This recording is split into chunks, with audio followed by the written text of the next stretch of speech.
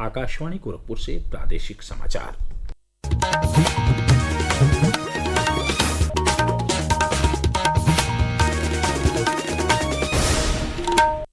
नमस्कार, समाचार बुलेटिन के साथ मैं वेद प्रकाश पाठक।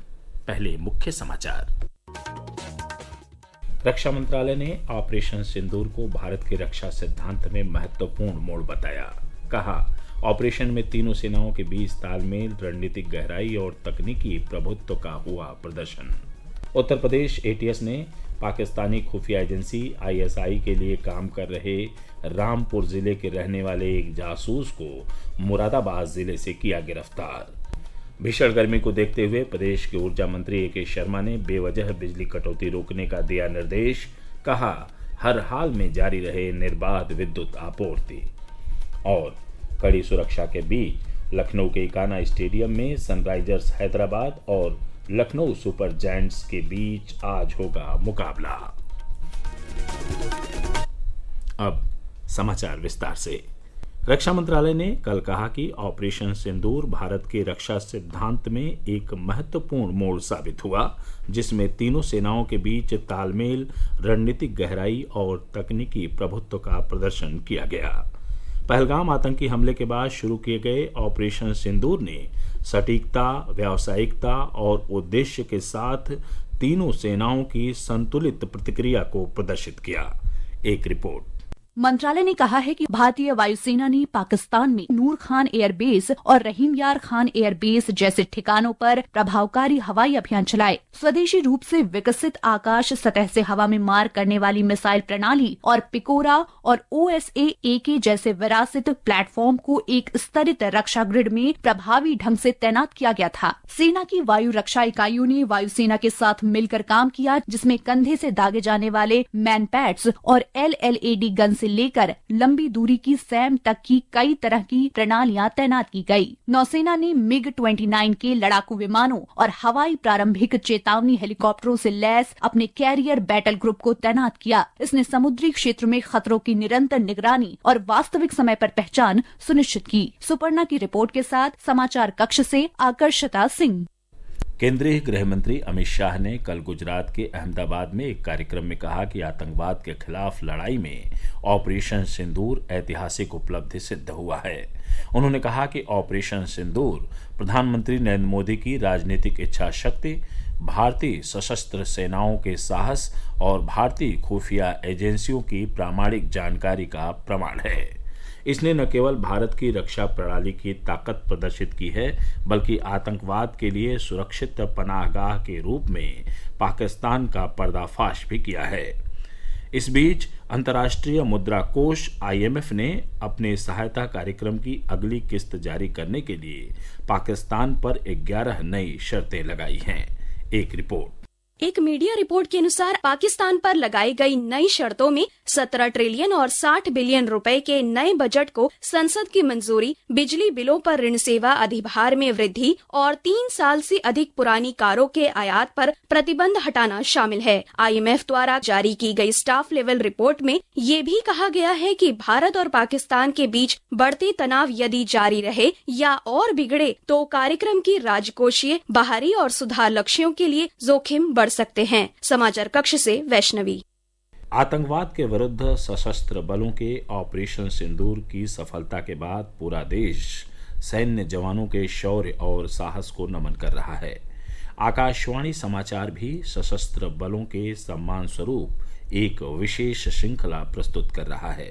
इसी क्रम में प्रस्तुत है परमवीर चक्र विजेता ग्रेनेडियर योगेंद्र सिंह यादव की शौर्य गाथा।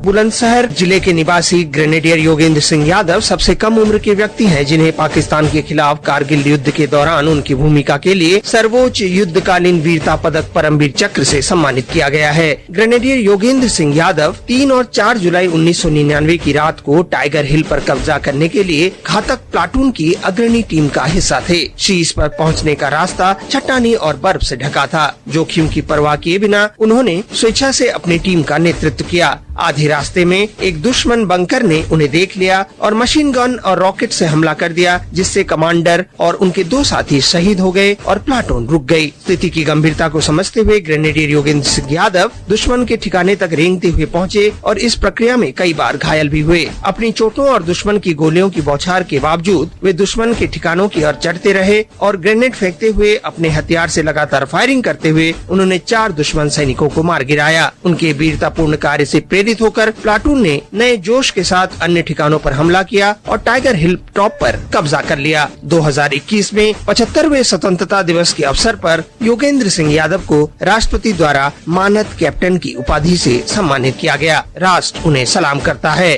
अनुपम मिश्र, आकाशवाणी समाचार, दिल्ली। सूबेदार मेजर और मानद कैप्टन योगेंद्र सिंह यादव ने कहा है कि ऑपरेशन सिंदूर पहलगाम आतंकी हमले में मारे गए लोगों के परिजनों को न्याय दिलाने का एक निर्णायक कार्य था। उत्तर प्रदेश एटीएस ने पाकिस्तानी खुफिया एजेंसी आईएसआई के लिए जासूसी करने के आरोप में एक एजेंट को मुरादाबाद जिले से गिरफ्तार किया है। एक रिपोर्ट।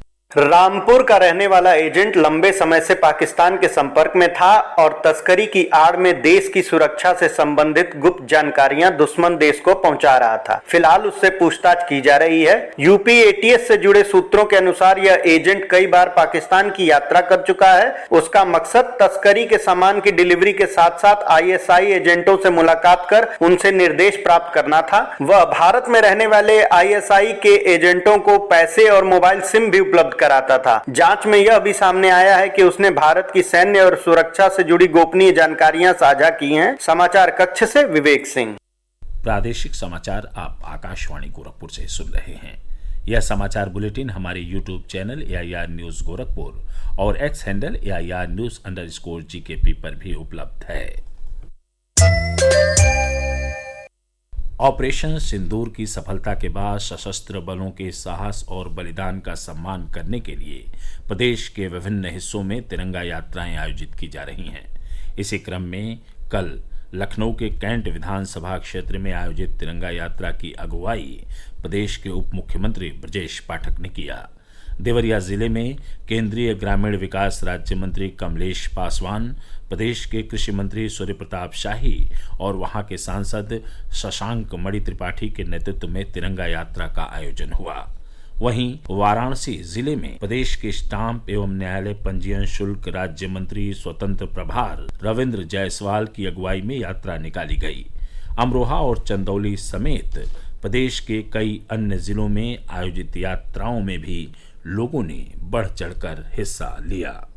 प्रदेश के ऊर्जा मंत्री A.K. शर्मा ने गर्मी को देखते हुए उपभोक्ताओं को बेहतर विद्युत आपूर्ति का निर्देश दिया है। कल लखनऊ में एक विद्युत उपकेंद्र के निरीक्षण के दौरान उन्होंने अधिकारियों से कहा कि उपभोक्ताओं को बेवजह बिजली कटौती, लो वोल्टेज और ट्रिपिंग का सामना न करना पड़े, इसका विशेष ध्यान रखा जाए। श्री शर्मा ने कहा कि हर हाल में विद्युत आपूर्ति जारी रखी जाए ताकि लोगों को परेशानी न हो। IPL 2025 में लखनऊ सुपर जायंट्स और सनराइजर्स हैदराबाद के बीच आज लखनऊ के एकाना स्टेडियम में मुकाबला होगा। मैच को लेकर सुरक्षा के कड़े प्रबंध किए गए हैं। हमारे संवाददाता ने बताया कि मैच शुरू होने के 3 घंटे पहले स्टेडियम की आसपास की सड़कों पर यातायात प्रतिबंधित कर दिया जाएगा। प्रस्तुत है आज के मुकाबले को लेकर हमारे संवाददाता की एक रिपोर्ट। लखनऊ सुपर जायंट्स के लिए प्लेऑफ में पहुंचने की राह अब बेहद मुश्किल हो गई है। टीम को लखनऊ में सनराइजर्स हैदराबाद से मैच जीतने के अलावा अपने बाकी सभी मैच जीतने होंगे और अन्य टीमों के परिणामों पर भी निर्भर रहना होगा। LSG को अपने नेट रन रेट को भी काफी सुधारना होगा, तभी उनके प्लेऑफ में पहुंचने की कोई संभावना बन पाएगी। टीम वर्तमान में अंक तालिका में 10 अंक लेकर 7वें स्थान पर है। मुमताज अली, आकाशवाणी समाचार, लखनऊ। प्रदेश के प्रमुख सचिव चिकित्सा स्वास्थ्य एवं परिवार कल्याण पार्थ सारथी सेन शर्मा ने कल वाराणसी और चंदौली जिलों में अलग अलग चिकित्सा इकाइयों का निरीक्षण किया। इस दौरान उन्होंने लोगों की आवश्यकता के अनुसार बेहतर और गुणवत्तापूर्ण स्वास्थ्य सेवाएं देने का निर्देश दिया। और अंत में इस बुलेटिन के मुख्य समाचार एक बार फिर। रक्षा मंत्रालय ने ऑपरेशन सिंदूर को भारत के रक्षा सिद्धांत में महत्वपूर्ण मोड़ बताया। कहा, ऑपरेशन में तीनों सेनाओं के बीच तालमेल, रणनीतिक गहराई और तकनीकी प्रभुत्व का हुआ प्रदर्शन। उत्तर प्रदेश एटीएस ने पाकिस्तानी खुफिया एजेंसी आईएसआई के लिए काम कर रहे रामपुर जिले के रहने वाले एक जासूस को मुरादाबाद जिले से किया गिरफ्तार। भीषण गर्मी को देखते हुए प्रदेश के ऊर्जा मंत्री ए.के. शर्मा ने बेवजह बिजली कटौती रोकने का दिया निर्देश। कहा, हर हाल में जारी रहे निर्बाध विद्युत आपूर्ति। और कड़ी सुरक्षा के बीच लखनऊ के इकाना स्टेडियम में सनराइजर्स हैदराबाद और लखनऊ सुपर जायंट्स के बीच आज होगा मुकाबला। प्रादेशिक समाचार बुलेटिन समाप्त हुआ। नमस्कार।